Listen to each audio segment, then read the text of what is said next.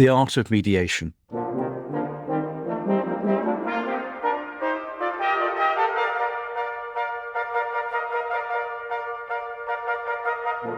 Hello, I'm Richard Harwood, a barrister at 39 Essex Chambers. And I'm Clarissa Levy, Art and Heritage Counsel at Wedlake Bell. And we're delighted to have with us one of my colleagues at 39 Essex Chambers, Kelly Strictly-Coutinho. Kelly is a commercial barrister. She's a hugely experienced mediator and the chair of the Civil Mediation Council. So hello, Kelly. Hello, Richard, and hello, Clarissa. And thank you so much for inviting me. I'm very excited to be here. This is a fabulous subject. So first of all, can we start with just a question, what is mediation? What do we mean by that? So mediation is a third-party neutral assisting two parties or more to have a conversation in a confidential, completely confidential way to see if they can find some sort of resolution to a dispute. So it's very flexible. And the key point about it is that it's by consent. So the parties agree to it, and the outcome that comes out of it is something which is agreed. So ultimately, a mediator won't normally make a decision about something, but will help the parties to get to a solution that they own. How's that different from a negotiation, which is what parties in a dispute will usually try to do? It's really interesting. Sometimes parties get really entrenched, or sometimes the relationships between the parties are such that it's quite difficult to have a frank conversation. And so there's a bit of magic and mystery, I suppose, about putting a third party neutral between two parties that disagree. I find it takes the heat out of the conversation. It helps parties, I think, to evaluate a little bit better what's being said across the table without the dynamic of their opponent having to be taken into account directly. Often what's impossible between two parties becomes really quite achievable if there is a third-party neutral person in between. It's often about designing a process to help the conversation work in the best way it can. Now, obviously, lawyers are very used to negotiating amongst themselves, and there are some areas where this works really well. But as I say, it works particularly well to have a third party in between where there are difficult conversations. So what's the process that happens at a mediation? So in terms of what it is and the process, essentially a mediator will set up a process and will meet the parties beforehand to understand what their needs are, what their interests are, to understand what the problem really means for them. And then they will set up a process, normally in the traditional model, a day-long mediation. People now are very flexible about how it's set up. So a period of time for the parties to discuss things together. And that will be a mix of joint meetings, private meetings, and so on. It's about helping parties, as I say, to have a conversation in one room, see if you can come up with something productive to say in the other room and move things along that way. But ultimately, the point is always to keep a horizon of settlement and how the parties can get there. What's the mediator's role? You're talking about them being neutral. Are they there to say what they think should happen? This is also an interesting debate in mediation at the moment because many of us take an approach which is facilitative. So we aren't usually there to make a decision about the outcome. The idea is that the parties can have a conversation through the mediator and come to an outcome that they think is helpful. However, realistically, most mediators are pretty robust, and part of it is sense checking, reality testing, talking to the parties about what it is they want to say. So if, for example, one party says to me, I want you to go and deliver this message, and it's something which you know is going to land terribly in the other room, then of course it's not good practice to simply go and deliver it. That's just sort of being a postbox, and that's not very helpful. So part of the job is talking to that party and trying to understand what it is they're trying to achieve with that offer. And then trying to help them to reframe things to think about, well, how can you make that land really well with the other room in a way that they can accept? And so there is this process of, in a sense, stepping away from the legal arguments. The legal arguments are there, but it's not really about that. It's about finding a way for the other side to accept what it is you think you can offer, and for you ultimately also to make a compromise. And the reality is, in things like litigation and arbitration, etc., we often have a winner and a loser. And in mediation, nobody comes away with everything that they want.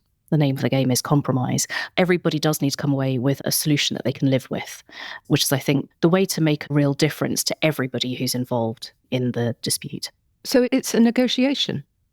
Yeah, exactly. It's an assisted or facilitated negotiation. And one thing you were mentioning is in terms of the mediator thinking about what the sort of the receiving party for an offer. is going to be concerned with, and suggests that part of getting to a solution is for both parties to be thinking what it is the other party is really about in a way which might not simply be within the confines of the particular legal dispute which has led to the mediation. So when we think about what goes into a mediation as compared to, say, litigation or arbitration, in a mediation, there will be legal concerns, but there'll also be commercial ones, and there are also personal ones. And as mediators, we often reflect on how each of those things impacts each of the parties that we're speaking with. And of course, in litigation, we focus cleanly on the legal arguments, and in arbitration, maybe it's the legal arguments with some commercial aspects to it. It's about looking at what the wider interests are of each party and seeing how things might work. So there might be things that matter to me a lot more than the law. And it might actually be nothing to do with the law. It might just be that I particularly care about something for my own personal sentimental reasons. And then that would carry a lot of weight in the mediation. Exactly. And it's something where mediation can be really productive and helpful in a way that litigation isn't really going to pay much concern to your personal concerns unless it's something which sounds in a legal argument. So that's something really important, particularly, I think, in this context where people do have really sentimental reasons for thinking about particular pieces of art and so on. And the example you gave earlier of intergenerational disputes is probably quite a good one, because it's often going to be a question of who has which of the Picassos, or it's that sort of sharing of things which may matter to people for reasons which are other than monetary value. Yes, absolutely. And I think the intergenerational point is really interesting because if, let's say, a parent or a grandparent has acquired something that they feel very strongly about, that they love dearly, but let's say the children or grandchildren, many of them, they can't all own it, there's some challenges there, and maybe they have different interests, maybe they're not quite so tied to it, and so on.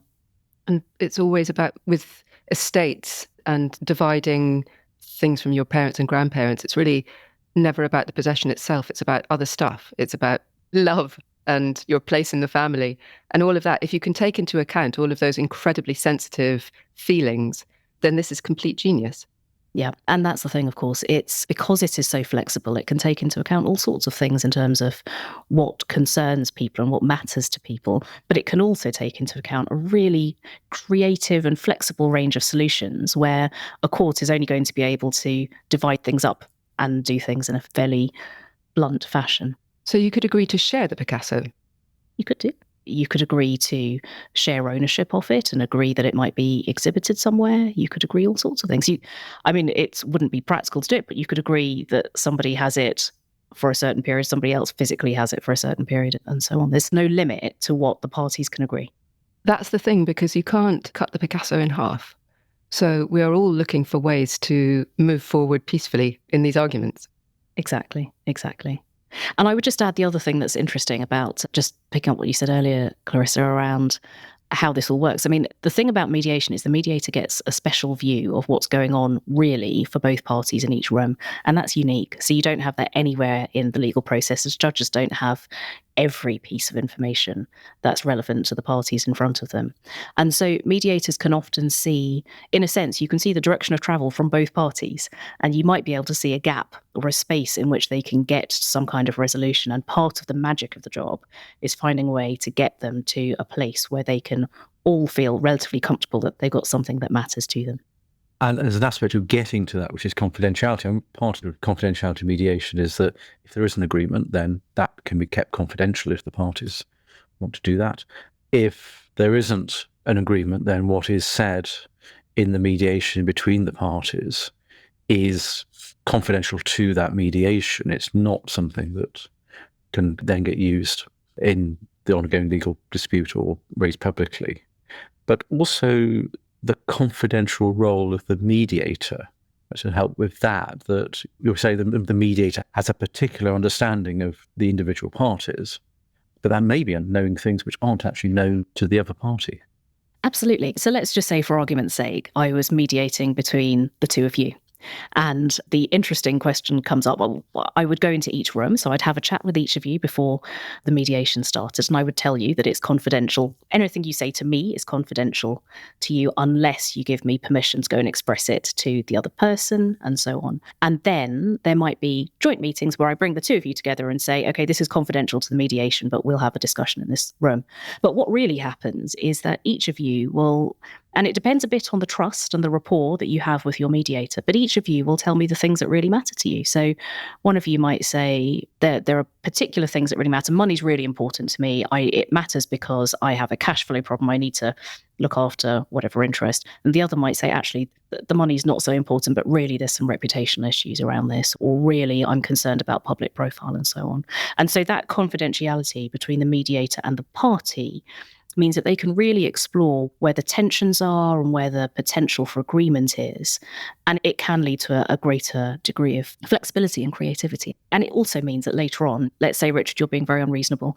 That's something that a mediator might go along and sense check with you. Think about the thing that you've just said. How is that likely to land with Clarissa? You know Clarissa very well. So how do you think we can put this in a way that's going to help her to be able to accept it, and so on? So back to confidentiality. Is there ever a situation where the confidentiality is actually a disadvantage? I mean, do people ever not want it? There is a really interesting point around precedence. And sometimes, particularly a commercial organisation, say, where what's being challenged matters to them overall, like let's say it's the terms of their contracts, that might be a situation in which you actually want a public decision. So I could see, for example, an auction house whose terms are being challenged might think to themselves, we've got a strong case, we want a public decision because having a precedent will bat away any further issues of this type in future. Exactly, deter future people from having a pop. Exactly. And I would just observe that even I think in those cases, it's unusual for a case to come to court really focused just on the narrowest issues. So sometimes mediation can have a role to play to narrow the issues or to sort of strip away the bits that aren't really the key things and then focus only court time on what really needs to be done. So you can have a sort of joint approach of mediation followed by settling the point that you want to be public in court. This is an interesting point too. Mediation can be used at any stage in the lifespan of proceedings. So it can be used pre-action, it can be used at any stage when you're looking at evidence and so on. You can even mediate once you've got a judgment and you want to deal with costs. And in a different context, in arbitration, sometimes the actual award itself is being mediated because, let's say, an amount of money has been awarded, but that country is going to struggle a bit to pay it in the time frame. So mediation can be used alongside all of those. What I find really interesting in this context, in art disputes in particular, is that also mediation skills are not just about the law. In fact, in a way, they're not legal skills at all, because you can mediate anything in this context. You could mediate a conversation between galleries about lending a particular painting so that it can form part of a particular exhibition later on, or completely non-legal disputes can be mediated in a very effective way. So in the art context, what sort of disputes are particularly suitable for mediation? I would say pretty much all of them, except for the ones where you want a precedent, is really, I think, my position. So there's lots of different types of motivations, I think, or interests that go into art disputes. You might have, say, an auction house and an individual who's upset with how things have worked out. So that's very classic mediation territory, and particularly because you're going to have two very different types of party who might have trouble communicating in a way that the other understands. Of course, straightforward commercial type disputes in terms of art can be mediated. But there's also the really interesting areas of things like restitution and repatriation. And I've heard one context it being referred to as rematriation instead of repatriation. But all of those wider issues around how art institutions deal with difficult situations presented to them and how they deal with them, every aspect of that can be dealt with. So let's take a repatriation type conversation. There might be issues around whether or not the museum or gallery does want to repatriate, whether there's a sufficient legal claim to do it, whether it's just about the moral claim and actually they feel that it's the right time to do it. But then it's not just the principle, it's also the practicality. So how do you do it? Is it appropriate to have a ceremony? What should that ceremony look like? Is there something about how the thing has to be moved. Is there something about who pays the costs of the repatriation? There are all sorts of practicalities that come into this, and even things like public messaging around the particular actions that have been taken and why. So all of those are things which could very sensibly be part of a mediated or facilitated discussion, which ends up in an agreement and then is then deployed and implemented. So would you say that there's anything about art and cultural property that particularly lends itself? Because when I speak to my brilliant mediator colleagues at Wedlake Bell, they say, just as you've just said, everything that they really do can be mediated and is mediated when possible. So what is it about art and cultural property that is so suitable for mediation? One thing is the complexity of them. So the issues are often complex, and the issues are often not just about legal arguments, they're about moral reasons why you might want to look at what you're dealing with and so on. Some of those, even the legal arguments, they might have really complicated points around limitation. People might be asking for repatriation of something that happened a very long time ago. Those issues are complicated. The other thing that's very complicated, and I was listening to some of your other podcasts, and I was listening particularly to the one that Richard Juranovic did around Holocaust restitution, and the idea that the reality is you might be dealing with 5, 10, 20 people who have a claim, and they might be spread across a whole range of places. Well, mediation is suitable for dealing with that sort of thing, because as you said earlier, Clarissa, you can't snip a painting in half. And I think, as Richard said on his podcast, you can't possibly ship it between all these different countries and give people a timeshare in the painting. So complicated cases like that, where the solutions don't lend themselves to a legal outcome, are really good. The other thing that I think is important here is a lot of parties in the art and heritage context are really concerned about reputational issues and avoiding reputational damage. And it's, I suppose, partly about dirty laundry. There's often those issues, aren't there, around import and export history and so on. So there's those issues which I'm sure people would like to avoid. And because mediation is genuinely confidential, even the fact of the mediation can be kept confidential and often is, that can really support people to get to a solution without it being very public. I can completely see that going to court when you've got a bit of a shady kind of situation, that there are arguably things that haven't been done completely correctly, but you can put them right. But if you're suddenly going to court, then it's like dropping a bomb on the whole situation. Whereas if you can mediate it and reach a sort of agreement, then many of these issues will be things that you can subsequently kind of sort out and put right. So you don't need to have had that terrible reputational damage of the world knowing that you did a bad thing when you really didn't intend to and you always wanted to put it right. Exactly. And I think it's worth reflecting that often the people who own those sorts of pieces of art, which might be of significant value, might be the sorts of people who also have business concerns or family concerns. They might have a particular profile and reputation that they want to be sure is kept as they intend it to be. And one of the big sort of cultural property in terms of cultural remains cases which we know has been mediated was the Tasmanian human remains case. Do you want to tell us about that, Kelly? Yeah, and this is a fascinating one because, as you say, Richard, we know it's been mediated and there's actually quite a bit in the public domain about it. So it's a good one to talk about. So this concerned a collection of human remains by George Augustus Robinson and their transfer from Tasmanian burial sites to the Natural History Museum. And the Tasmanian Aboriginal Centre, TAC or TAC, made requests for the return of 17 Tasmanian Aboriginals, which actually included a complete skeleton that had been held in the NHM's collection, which the NHM refused. But interestingly here, this was a dispute where there was also some political impetus behind it. So the two prime ministers at the time, Tony Blair and John Howard, made a joint statement about a desire to increase efforts to facilitate the repatriation. So in addition to the other issues, you've also got some political motivations going on alongside. And some work was done to identify what the legal issues might be to repatriation. And there was a report that led to an amendment to the UK Human Tissue Act that allowed for the voluntary return of materials of that type. What then happened was a little bit more complicated. So NHM agreed to return the remains based on some advice that they had, but only after they had done some quite invasive scientific tests. So it was about extractions of DNA, chemical analysis of slivers of bone, some scans and some photographs, which of course were less invasive. TAC protested on the basis that it would be contrary to Aboriginal customary rights.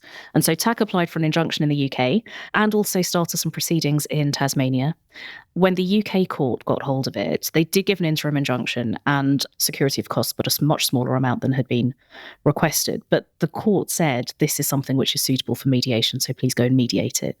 Now, what's interesting is that was really quite some time ago. Courts now are quite willing to send things off to mediation, but then it would have been quite a forward-thinking thing to do. What then happened was 4 of the 17 remains were repatriated, and there were negotiations about the remaining 13. And what then took place was a 3-day mediation, which itself is a little unusual in terms of the amount of time, but a 3-day mediation. And what it was specifically to do was to look at what would be permissible scientific investigations on the human remains before they were returned. And ultimately, they came to agreement as to what that was to be. They announced that they'd reached agreement on the 11th of May that year. And then by the 14th, they'd already been repatriated. So it was very quick. And it just seems to me a really fascinating use of mediation, partly because it was suggested by the judge, which is, as I say, unusual then, much more usual now. And I think it really shows how mediation can be used in this context for the really difficult decisions that actually a court might struggle to find a way through, which is compassionate and respects cultural concerns and norms, and in a way that the parties work with. Yeah, and in some situations where the court doesn't have the ability to make those decisions, I mean, particularly in a public law context, litigation tends to be quite binary. It's a lawful decision, in which case it stands. It's an unlawful decision, in which case it gets quashed. But usually the quashing of a decision in judicial review, firstly, doesn't resolve the underlying dispute. So what should happen about the project or about the item, whatever it is. And often is a matter of giving the claimant, the challenger, the chance to get back to a level playing field. What it doesn't tell you usually is what the result is going to be from the second game. So that sort of litigation has a limited value in resolving it. And we were on another podcast chatting to Will Paley of Bart's Heritage about the judicial review into the development at St Bart's Hospital, which ultimately led to a resolved situation following the mediation, and then to the formation of Bart's Heritage and the restoration projects which have been going on there. So it brought together people who one would hope would have been aligned, supporters of the historic elements of Bart's and the like, but in a way that the judicial review proceedings wouldn't have been able to achieve. Yeah, it's a really good point, Richard, because if you think about it, in order to really resolve some of these disputes, you've got to delve into some quite personal things that just don't really sound in public law principles. With the best will in the world, if a body has to apply public law principles to make a rational decision, that the reasons why somebody might come to a particular outcome on these types of disputes may not actually be quite so easily rationalized, if I can put it that way. So it's, in a sense, different tools for different types of issue.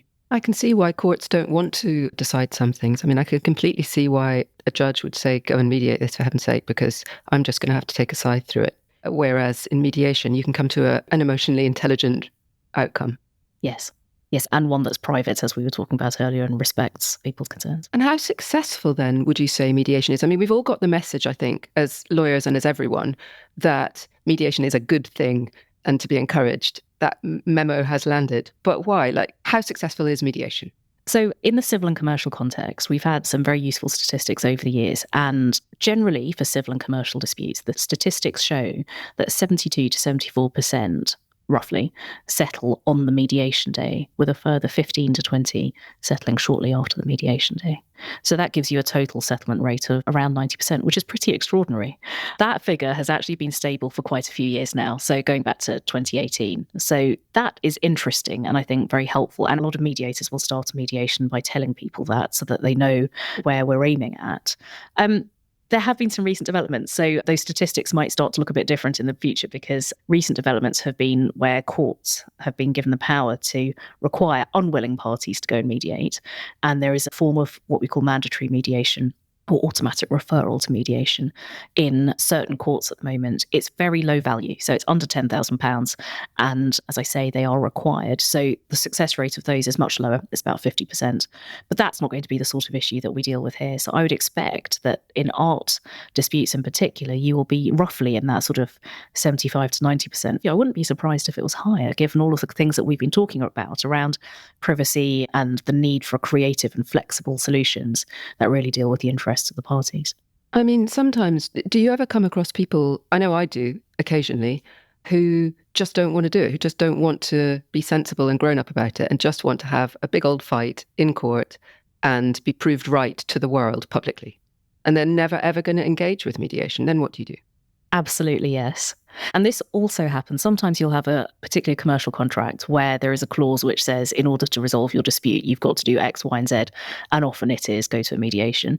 Or you might just have somebody who's got deep pockets and is really principled and really cares about being publicly vindicated or wants their day in court. So mediators deal with those sorts of situations all the time. And I think one of the skills of a good mediator is being able to engage the person and say, look, we are here. We've got a day's time. You've turned up. They've turned up. Everyone's put their resources into this day. So let's see what you can get out of it.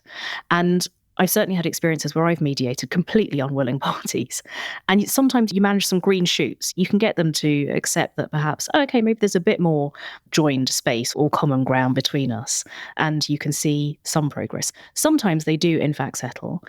What happens quite often is that parties take stock after a mediation day, even when they've just butted heads all day or really not wanted to be there. The thing does settle at some point before trial because they realise that there is a bit more that they have seen from the other side that's helpful. This comes up in family situations the whole time because you just plant a seed and the fight is not going to get resolved on that occasion, but later that seed grows.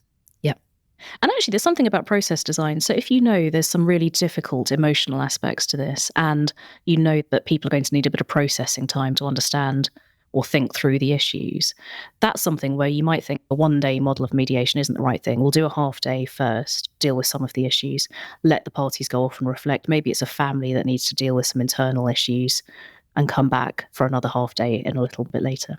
And you have some situations where the mediator still remains involved and sort of engaged when requested later on to help sort of move things on. Yes, I mean, sometimes we will keep mediation privilege open for a few days afterwards if we think they're close. So sometimes you can see that there is settlement on the horizon, but you're just not going to get there in that time frame. And sometimes you can help them along like that. Even where they don't settle, I do tend to stay in touch and just sort of see how things are going because people do come back to the process. I mean, I had one where there seemed to be absolutely no prospect of getting them there on the day. They came back to me, I was quite surprised, a few months later and said, we just want to have a think about this again. And I mean, we got the thing settled in another half day. So it's that taking stock afterwards that makes a difference. Of course, you sometimes a situation, maybe two situations. One is of the party who are certain they are right. Hopefully, of course, if their judgment is correct, that the other side's advisors are taking the similar view and it will then settle without too much ado. But you can have a party who's simply determined to fight because they're convinced they're right and they will get everything they're after and they may be right about it. Or the party who are unreasonable, who perhaps have the resources.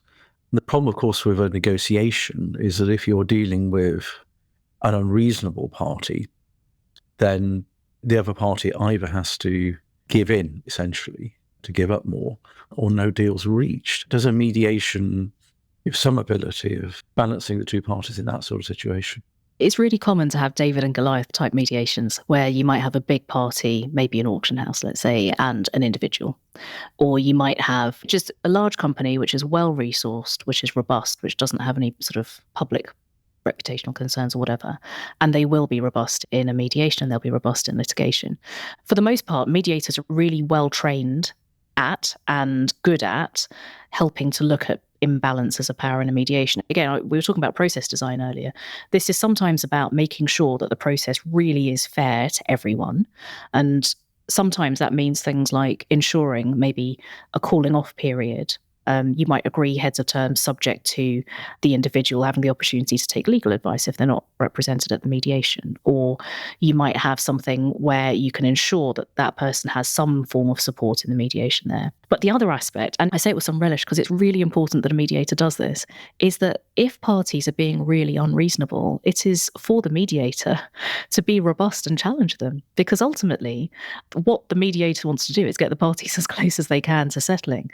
And so there's a tension for a mediator between building rapport and gaining the trust of the parties and being robust with them to challenge what they're saying. And we often say as mediators at the beginning of the day, we're your favourite person. And by the end of the day, you're everybody's least favourite person because you've gone and reality tested really robustly in all of the rooms. But it's always about getting people to the resolution. And you can't stop David being David and Goliath being Goliath. But you talk differently to Goliath? Oh, absolutely. I speak in the different rooms that I'm in completely differently to the people that I'm with. And it's not to say that they're treated one more favourably than the other. It's just recognising where a party is at and meeting them in that place. And I mean, one aspect I want to pick up is the sense of the media sense checking the Goliath party or the party that's throwing his weight around and being unreasonable. If there's no agreement, then the dispute will get determined by a legal dispute determined by a third party, by a judge or by arbitrators. And that is one of the protections for the smaller party, which is that they don't have to agree to what Goliath is trying to force on them if a third party may end up agreeing with them. But the mediator in pointing out that this may be how a court will deal with this, or how the arbitrators likely to find it if you don't actually reach an agreement with the other side. Yeah, absolutely. That safety net of court is always going to be there if it's a legal type of dispute. And I think it is important that mediators are really firm with both of the parties, but ultimately it is a consensual process. No party can be forced into accepting a solution that doesn't work for them. And part of the skill of the mediator is making sure that the parties are protected in their process of coming to whatever that consensual decision is. So mediation is only ever a bonus, and if it doesn't work, you go to court anyway. Yeah, and you know what? When I'm counsel in mediations, I find it really helpful actually to see what's going on, because even if the mediation doesn't result in a settlement, you'll have had the opportunity to see your opponent in action, either the solicitor or the barrister if they're both there. That's quite helpful because you get the chance to ask some questions and see perhaps how strongly they believe in their points, or at least how they put their points in a slightly different context. So it might really inform how you think the court process is going to go, and therefore how willing you are to go to lengths to agree in the mediation. Exactly. And I often see, as a mediator, you can sort of see the process of thinking that the lawyers might go through during the day, particularly, let's say, when they've seen their own clients deal with some tricky situations under pressure. It can be a bit of a challenging situation for people, particularly if they've got to say something or have a conversation with the other side. So seeing how your client, who might be a witness, deals with things under pressure is helpful.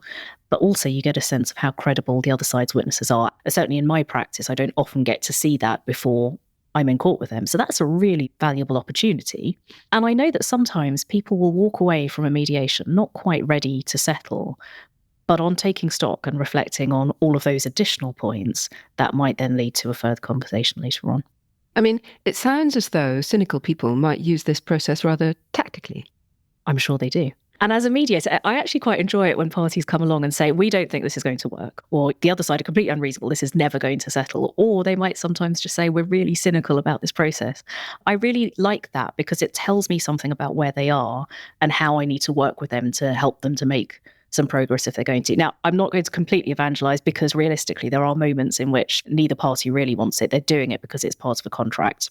They're not going to get there. It does happen. But I think mediators take it as a challenge. Let's see how we can help these people despite themselves, almost. Kelly, thank you. That is a fabulous challenge and a fabulous explanation as to how mediation is able to function in the art and the cultural property side. Thank you so much for joining us. Thank you very much for having me. It's been wonderful.